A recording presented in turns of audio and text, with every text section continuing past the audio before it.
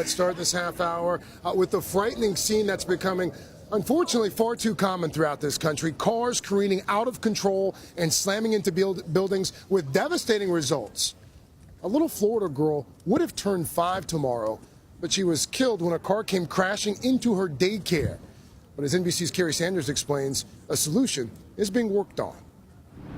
Well, statistically, Florida is the worst in the nation for these sorts of accidents. Here in Orlando alone, in just the last 2 years, there have been more than 70 cases of panicked motorists who lost control of their vehicles and went into building walls. But it is one horrific, deadly accident that has parents now demanding a first in the nation, mandatory protective barriers.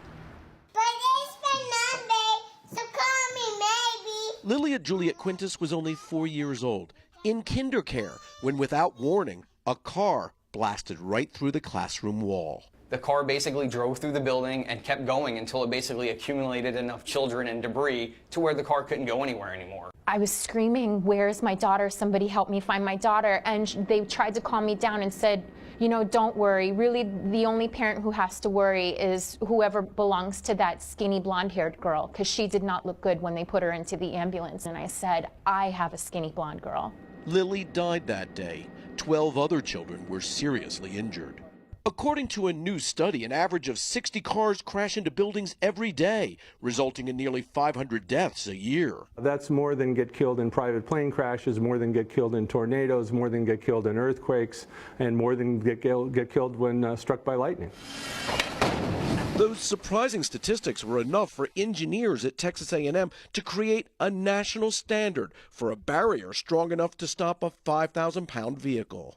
Orange County, Florida is expected to be the first in the nation to adopt that national standard for all new daycare centers. We're not talking about hundreds of thousands of dollars. We're talking about a low-cost solution. The driver who caused the accident in Orlando was recently sentenced to 40 years.